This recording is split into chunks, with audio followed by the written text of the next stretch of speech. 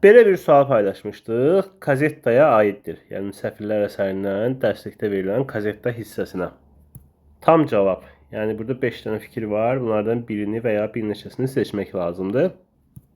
A. Kazettanın anasının qızını Tenardiyelərə etibar etməsində Eponina və Azelmanın geyiminin də rolu oldu.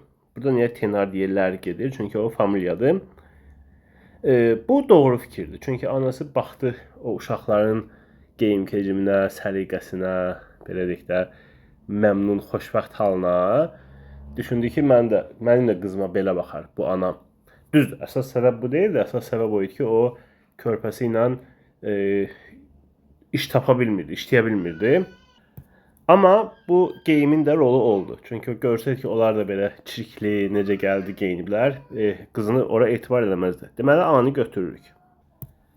Anası pulu gecikdirdiyindən Kazetta meyxanada köhnə kürüş paltarlarla gəzirdi. Xeyr, anası pulu gecikdirdiyindən yox, əksinə anası belə deyək də artıqlaması ilə pulu vermişdi, əlavə xərclər də vermişdi başdan, sonra da hər ay göndərirdi və sadəcə onlar o pulu öz borclarına verdilər ər Tenardiyə və hətta qızın paltarını da xanım Tenardiyə lombarda qoymuşdu. Yəni söhbət Kazettanın anasının laqeydliyindən getmirdi. Bunların insafsızlığından və vicdansızlığından gedirdi. B getdi. Kazetta Tenardiyelərə verilən il meşədə Kazettanın su daşımasına kömək edən yolçu onunla birlikdə meyxanaya gəlir. Düzdür, belə bir fikir var. Yolçu meşədə ona kömək edir və meyxanaya gəlir. Amma burada Kazetta Tenardiyelərə verilən il məsələsi var. Axı bu həmin il deyildi, bir neçə il keçmişdi. Həm bu həmin hissədə qeyd olunur, həm də ki, kazetta veriləndə lap balaca idi. Burada isə axır ən azı gedir su daşıyır. Deməli, C-dəki fikir də yanlışdır. Tam doğru deyil. Kazettanın təxminən 15 dəqiqəlik sevincinə səbəb olan gəlinciklə oynama səhnəsini ilk görən Tenardiyenin qızı oldu. Baxın, bu şəkildəki hadisələrdən bir neçə saniyə sonra baş verir bu. O görür ki, gəlinci atıblar qırağa, gedir götürür və bir 15 dəqiqəyəcən dünyanın ən xoşbəxt adamı kimi onunla oynayır, amma bunu görür qız.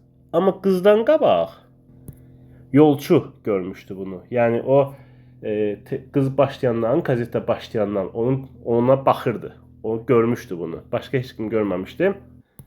Ona görə də ilk görən Tenardiyenin qızı oldu deyə bilmirik. Çünki o yolçu ondan da qabaq görmüşdü. Qız elə oynamağa başlayandan nəzərləri ondaydı. Bu da getdi. Yolçunun meşədə Kazetta adını eşitməsi onda heç bir emosiya yaratmadı. Bu fikir yanlışdır. Çünki birincisi bizə verilən hissədə də qeyd olunur ki, sanki onu elektrik vurmuş kimi bir hiss oldu onda. Dik atıldı ki, Kazetta. Bir də bu suala gələn şərhlərdə və mesajlarda belə bir sual olundu ki, niyə o Kazetta adına bu qədər təəccübləndi? İndi kim bu əsərin özünü oxuyubsa, biz özümüz də dərsinin video izahında qeyd elədik.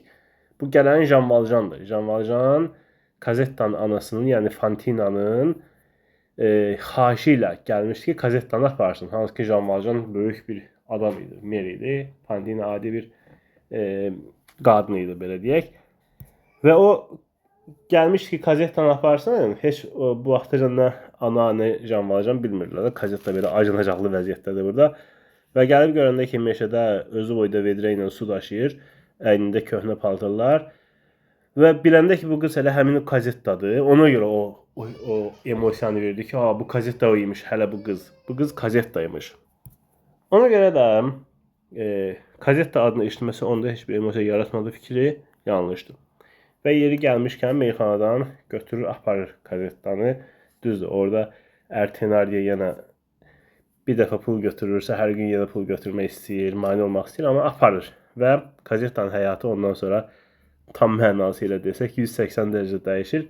Çox maraqlı əsərdir. İstər sujet baxımından, istər o dövrün belə deyək, tarixi hadisələrinin təsviri baxımından.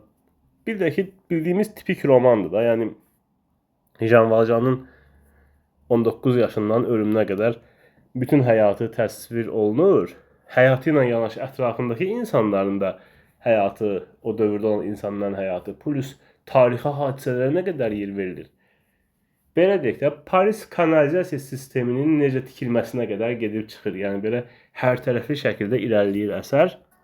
Əminəm ki, filoloqların çoxu oxuyub, amma kim oxumayıbsa, şiddətlə tövsiyə edirəm ki, bu əsəri mütləq oxusunlar.